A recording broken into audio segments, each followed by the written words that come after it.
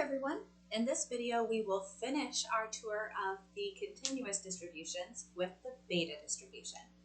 Now, the beta distribution is a little bit different compared to the other continuous distributions that we've covered so far in that it's a bounded distribution. It has a very limited range of support. So we'll start this video by talking about the properties and how to find probabilities associated with the beta distribution. We'll also look at expected value and variance of this distribution.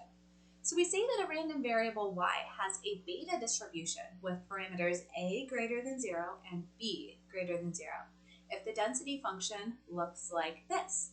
Now our friend the gamma function has come back. The beta distribution has PDF gamma evaluated at a plus b divided by the gamma function evaluated at a times the gamma function evaluated at b times y raised to the a minus 1 power times 1 minus y raised to the b minus 1 power. So this random variable y is distributed according to a beta.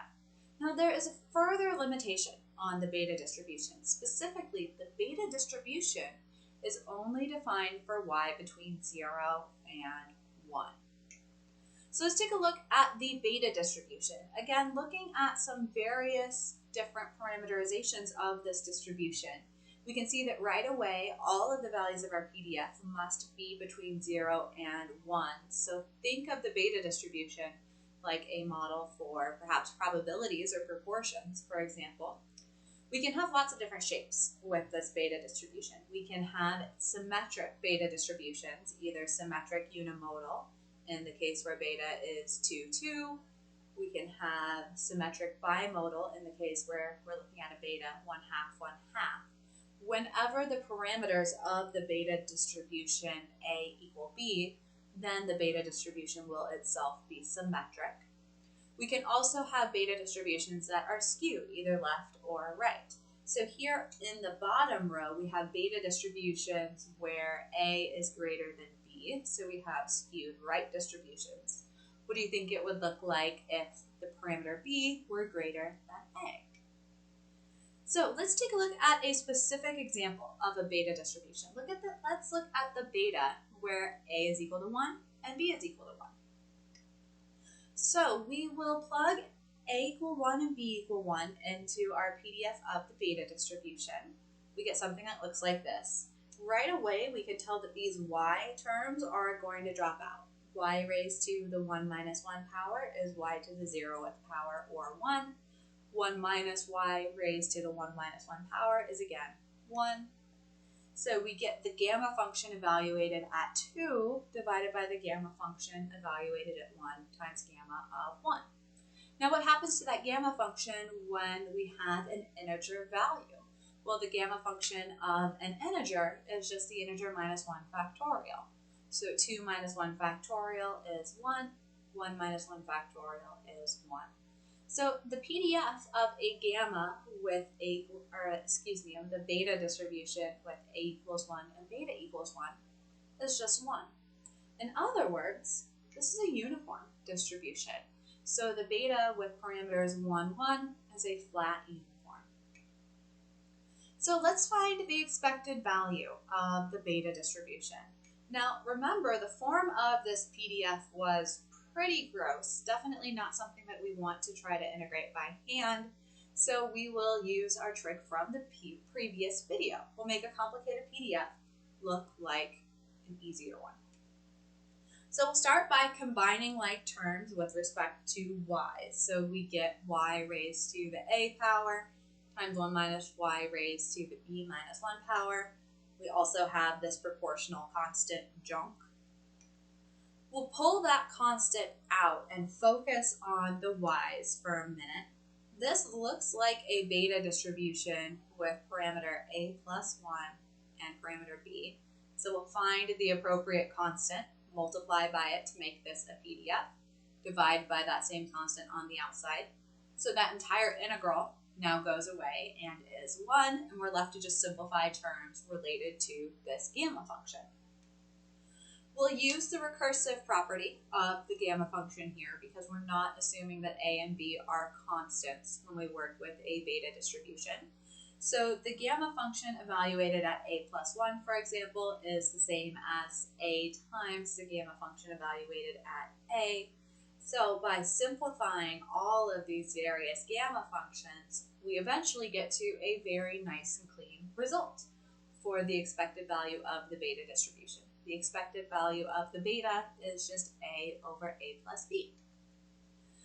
The variance of the beta distribution doesn't follow as cleanly. There are a lot of like terms that need to be combined when we find this by hand, so we'll go straight to the result with the variance. The variance of the beta distribution is a times b divided by the quantity a plus b squared times a plus b plus 1.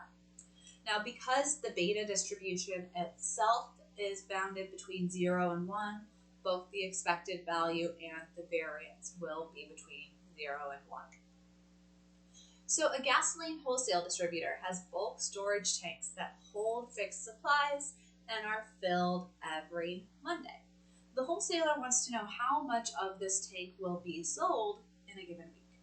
Now, over many weeks, we've collected data and we found that a beta distribution with A equals 4 and B equals 3 is a pretty reasonable approximation to this data. Let's find then the probability that the wholesaler will sell at least 90% of their stock in a given week. So we know now that this is a beta distribution because the beta distribution, like many other PDFs, has a form that's difficult to integrate by hand. We'll use numerical methods within R. So we'll look at the probabilities associated with a beta distribution. So the suffix here is beta. Our parameters, shape 1 is the A parameter, shape 2 is the B parameter. So our probability of selling up to 90% of the stock in a given week is 0.98. Probability that we sell more than 90% of the stock will be about 2%. Now, using this same model, let's figure out what we might expect to sell in a given week. So specifically, let's find the expected value and let's find the variance. So the expected value is A over A plus B.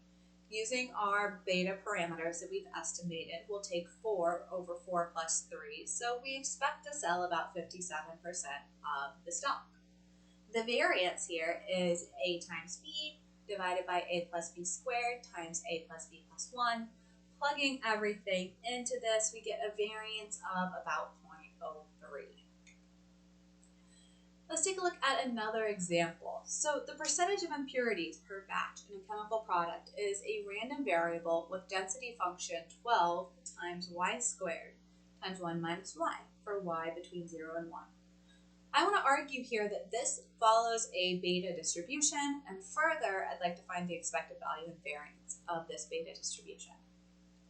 So let's start by identifying this beta distribution. So a PDF of the form y raised to the something times 1 minus y raised to the something. We know two PDFs that look like that. The binomial PDF looks like that, and the beta PDF looks like that. Here, what tips us off that this is a beta distribution and not a binomial is actually two forms. The binomial distribution is a discrete distribution that takes on numbers of successes. Here, we're looking at the percentage of impurities, so that's bounded between 0 and 1. The fact that it's between 0 and 1 tells me that this is going to be a beta. Now, all we need to do is just find the appropriate parameters here. So this looks like a beta distribution with A equals 3, B equals 2.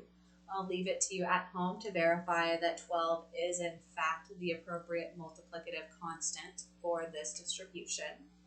So the expected value of y is 3 over 3 plus 2, or 0.6. The variance of y is 0.04. Now, if we had not recognized this as a beta distribution, calculating the expected value and variance would have been much trickier because we would have needed to do those integrals by hand. So we will stop here. This ends our sort of tour of the common continuous distributions. In the next set of videos, we'll start looking at tools we can use for working with multiple random variables at the same time. I'll see you then.